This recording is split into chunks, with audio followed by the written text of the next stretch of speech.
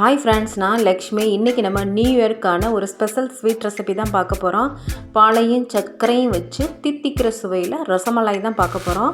ரொம்ப சுவையான ரெசிபி. எப்படி செய்யலாம்னு பார்க்கிறதுக்கு முன்னாடி நம்மளோட கேஹெச் குட்டி சேனலை சப்ஸ்கிரைப் பண்ணிக்கங்க, பக்கத்துல இருக்கிற பெல் ஐகானை கிளிக் பண்ணிக்கங்க.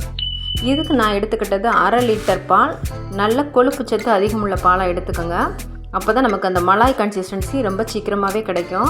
தண்ணி எதுவும் ஆட் பண்ணாமல் பாலை கெட்டியாக காய்ச்சிக்கோங்க.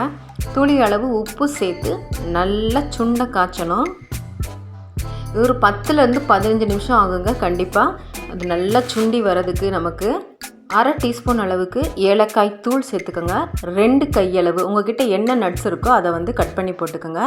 பாதாம்னாலும் சரி, பிஸ்தானாலும் சரி, முந்திரினாலும் சரி, என்ன நட்ஸ் இருக்கோ, இல்லை 3 நட்ஸுமே போடணுன்னா கூட நீங்கள் போட்டுக்கலாம். நல்லா கட் பண்ணிவிட்டு அதை போட்டு நல்லா கலந்து விட்டுக்கோங்க. இதுக்கு நான் வந்து 1/4 கப் அளவுக்கு பால் பவுடர் எடுத்துக்கிறேன்.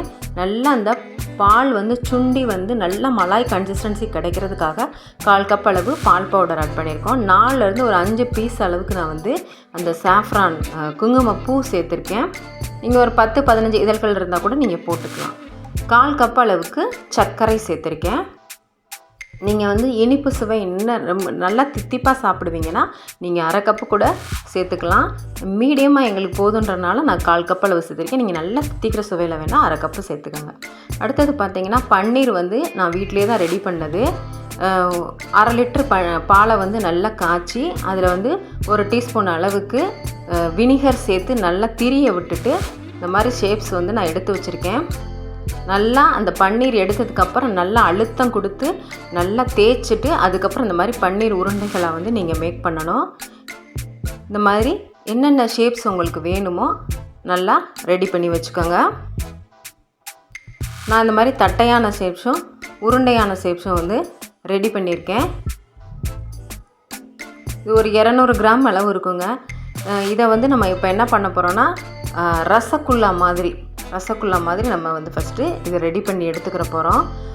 ஒரு கடாயில் வந்து ஃபஸ்ட் நான் வந்து ஒரு 1/2 கப் அளவுக்கு தண்ணி வந்து எடுத்து நல்லா வந்து இது கொதிக்கணும். அந்த தண்ணி கொதி வந்ததுக்கு அப்புறமா நம்ம வந்து ரெடி பண்ணி வச்ச அந்த உருண்டைகளை வந்து சேர்க்கணும். இப்போ இது 2 டேபிள் ஸ்பூன் அளவுக்கு வந்து சர்க்கரை சேர்த்துருக்கேன். அந்த சர்க்கரை வந்து நல்லா கரைஞ்சிடணும்.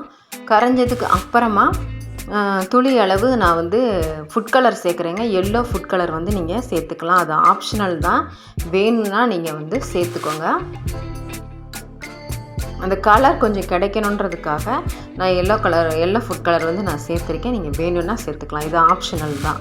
இந்த ஃபுட் கலர் சேர்த்துட்டு நல்லா கொதி வந்ததுக்கு அப்புறமா நம்ம திரட்டி வச்ச அந்த பன்னீர் உருண்டைகளை வந்து இதில் வந்து நம்ம சேர்த்துடலாம்.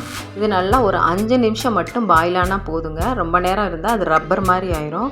ஒரு 5 மினிட்ஸ் மட்டும் குக் ஆனால் போதும். இந்த பக்கமும் பார்த்தீங்கன்னா அந்த மலாய் வந்து ரெடி ஆகிட்டு இருக்குங்க. இது வந்து அதான் நான் சொன்னேன், 10லேருந்து ஒரு 15 நிமிஷம் ஆகும். நல்லா கெட்டியாக நமக்கு கிடைக்கணும். அந்த மேலே இருக்க ஆடைகள் வந்து நல்லா திரண்டு வருங்க.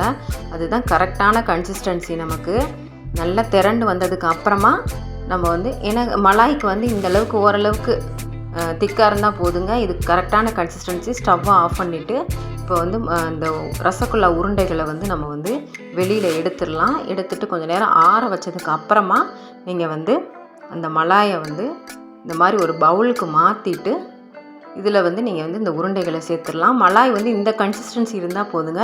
ரொம்ப ரப்படி மாதிரி ஆக வேணாம்.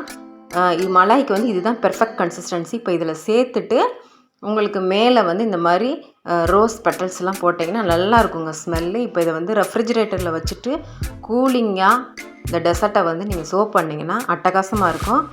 எல்லாம் செஞ்சு பார்த்துட்டு எப்படி இருந்துச்சுன்னு கமெண்ட் செக்ஷனில் சொல்லுங்கள் ஃப்ரெண்ட்ஸ். லைக் பட்டனையும் ப்ரெஸ் பண்ணுங்கள். அப்போ தான் எல்லாருக்கும் போய் இந்த வீடியோ சேரும். தேங்க்யூ ஃபார் வாட்சிங் ஃப்ரெண்ட்ஸ்.